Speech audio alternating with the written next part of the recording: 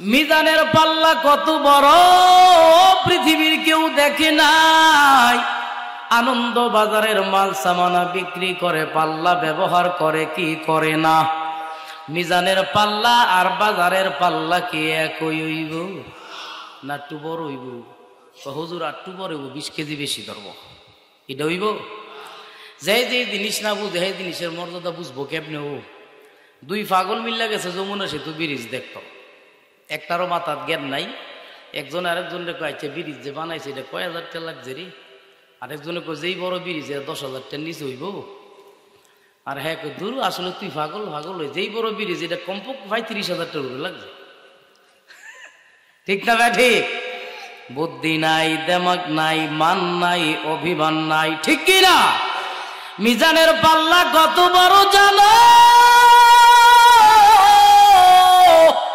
আল্লাহর নবী ডাক দিয়া কই উম্মত শুনো,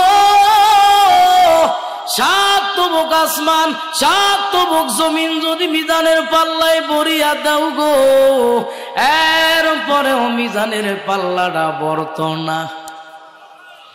কিন্তু বসুন্ধরদী, আনন্দ বাজার, হরিগঞ্জ, পঞ্চবটির বাইরা আমার বাবারা, একটা বার যদি আপনি সুবহানাল্লাহ কন, আমার আল্লাহ কয় এই সুবহানাল্লাহর সওয়াব বাড়ায়া বাড়ায়া মিজানের পাল্লার ওজন আল্লাহ বইরা দিব। মনে থাকবো নি? মানুষের বদনাম গীবত শিকায়াত করবেন না। কবরের আযাব 2 কারণে হয়। কয় কারণ? নাম্বার 1 চুগলখুরি করা, 2 নাম্বার নাপাকি হালতে থাকা। নামাজ না পড়লে কবরের আযাব হইতো না, রোজা না রাখলে কবরের আযাব হইতো না। এর লাগে কালকা থেকে আবার নামাজ চাইরা দিয়া বয়ে থাকেন না। হুজুর তো কইছি অসুবিধা কি? চুগলখুরি কারে কয়? একটা কথা আপনার কাছে একজনে কইছে, বিশ্বাস করে কয় আরে এটা কেউ তো গেলাম কইস না, মাশাআল্লাহ গেরাম দাওয়াত দিয়া লাইছে।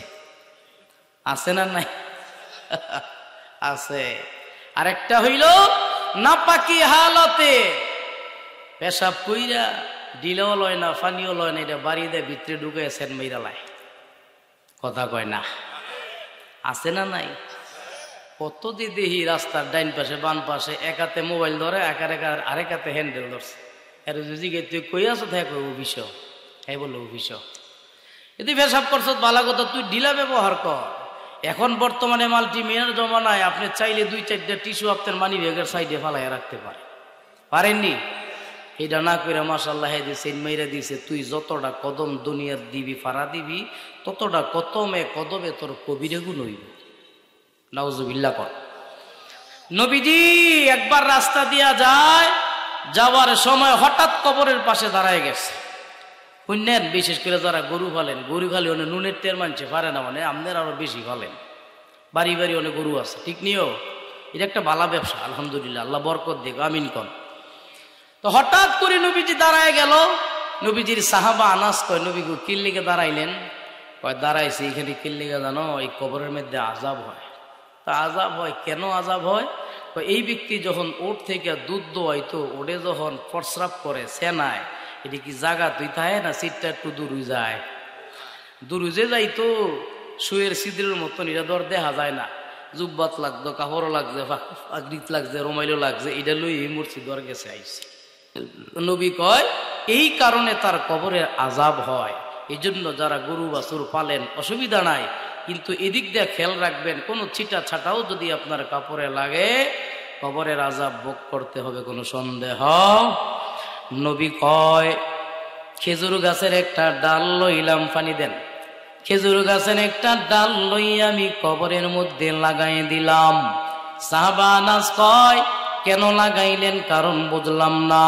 আল্লাহর নবী কয় গাছ যদি জীবিত হয়, এই গাছ যদি আল্লাহর জিকির করে, জিকিরের উসিলায় কবরের আযাব মাফ করে দিব কে? আল্লাহ চাইলে মাফ করে দিতে পারে। এই জন্য লাশ দাফন করার পরে দেখবেন ডাইন পাশে বাম পাশে গাছ লাগায়। মাফ হইতেও পারে, না হইতে পারে, এটা দেওয়ার মালিক কেডায়? আপনি গাছ লাগায় বইরা লাগলে কাম হইব? যদি দুনিয়া আমল দিয়ে নষ্ট করে লাই, ঠিক নিও। এজন্য ভাইয়ারা আমার হাবিবুল্লাহ ডাক দিয়া কয় গীবত শাকায়াত করবা না, জিকির করবা আল্লাহর।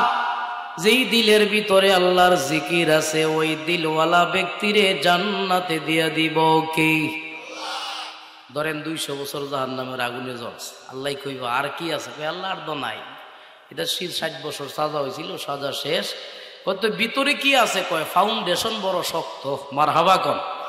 কয় ফাউন্ডেশন কি? কয় লা ইলাহা ইল্লাল্লাহু মুহাম্মাদুর রাসূলুল্লাহ সাল্লাল্লাহু আলাইহি ওয়াসাল্লাম। আমার এই ভাইটা যদিও গুনাহ করত, আমার ভাই জানতো বিচার করনেওয়ালা একজন আছে, তিনি কি? যদিও আমার ভাই নামাজ পড়তে পারে নাই, আমার ভাইটা মনে মনে জানতো যদিও নামাজ পড়ি নাই, নামাজের জন্য একজন বিচারক আছে, তিনি কি? এই বিশ্বাস কইরা কালেমা পড়ল, আমার আল্লাহ কইব তার দিকে জান্নাতের রাস্তা ওপেন করে দাও। সুবহানাল্লাহ। জান্নাতও যাইতে আরো 50 বছরের রাস্তা বাহি। আবু দাউদ শরীফের হাদিসও আছে। কয় বছর? 50 বছরের রাস্তা বাকি। ধরেন এই বরাবর ওখান থেকে আল্লাহ কইব দরওয়াজা ওপেন করে দিয়া জাহান্নাম থেকে যে হুইরা মুইরা বার হইছে আর বুকের ভিতরে একটু হাওয়া লাগাই দিত। হাওয়া লাগানোর পরে তার সুরত সিরত সব চেঞ্জ হয়ে যাবে। ফেরেশতারা কইব কোনোদিন আঘাত খাইছো, মাইর খাইছো? ইতিপূর্বে যেই লোকটা 2000 বছর জাহান্নামে ছিল, জান্নাতের এক টুকরা হাওয়া তার কলিজার ভিতরে লাগার সাথে সাথে এত মারামারির ইতিহাস ভুলে যাবে। সে বলবে আল্লাহর কসম জীবনে কোনোদিন কষ্ট চোখে দেখিও নাই। এর নাম জান্নাত। কি? আল্লাহ একটু সামনে দেন, দিয়ে একটু সামনে যাইতে যাইতে যাইতে যাইতে বড় একটা গাছ, এত বড় গাছ যেই গাছের ছায়া অতিক্রম করতে 50,000 বছর লাগে। যাইতে যাইতে আল্লাহর কাছ থেকে জান্নাত লইয়া লইব। সুবহানাল্লাহ কোন? এজন্য ভাইয়ারা আমার সর্বহালতে মুমিন বান্দার মুখে জিকির থাকার দরকার আছে না নাই? কেউ যদি আল্লাহর জিকির বেশি করে সে কোনো দিন আর একজনের গীবত শিকায়াত করতে পারে। এবার আসুন নবীজির সম্মান বলি, দুই একটা মুজিজা কই এরপরে মূল আলোচনায় যাব না। নবীজির বাবার নাম আব্দুল্লাহ। কিও? মায়ের নাম আব্দুল্লাহ। আমেনা বিবাহ বন্ধন হওয়ার আগে আব্দুল্লাহ যখন বিবাহ করেন নাই, রাস্তা দিয়ে হাইটা হাইটা যাইতো, মক্কা মদিনার সুন্দরী মেয়েরা তার চেহারার দিক তাকাইতো, কারণ তার চেহারার ভিতরে নূরে মোহাম্মদী আল্লাহ দিয়া দিছিল। যেদিক যাইতো মানুষ সেদিকেই তার দিকে তাকায় থাকতো। বিবাহ শাদী কার হুকুমে হয়? আল্লাহর হুকুমে। যখন আমেনার সাথে বিবাহ বন্ধনে আবদ্ধ হলো, বাবার পৃষ্ঠদেশ থেকে মায়ের রেহেমে নূরে মোহাম্মদী আল্লাহ সংরক্ষণ করেছেন। এর পরের দিন যখন আব্দুল্লাহ রাস্তা দিয়া যায়, কোনো মানুষ আর তার চেহারার দিক তাকায় না, কারণ যেই জন্য তাকাইছে সেই ডার আজকা কপাল নাই। আমেনা ডাক দিয়া কই, শুনো, যেদিন আমরা বাসর রজনী করলাম ওই দিন আমি স্বপ্নে দেখলাম গো, একজন দুইজন নয় 12 জন নবী আইসা আমি আমেনারে সালাম দিছি। শুধু তাই নয় গো মুরব্বী বাবা, পর্দার আড়ালের মা বোনেরা, যুবক ভাইয়ারা, আমেনা ডাক দিয়া কই, দ্বিতীয় দিন স্বপ্নে দেখলাম 2 জন মহিলা হাজির হয়ে গেল। একজনের নাম হইল হযরতে মারিয়াম আর একজনের নাম হইল আসিয়া। আল্লাহর 2 বান্দি 2টা ফুলের মালা তার গলায় পরায়া দেয়। ডাক দিয়া কয়, আমেনা শুনো, তুমি তো জানো না তোমার পেটে যিনি জন্মগ্রহণ করব গো, তিনি হলেন 2 জাহানের বাদশা।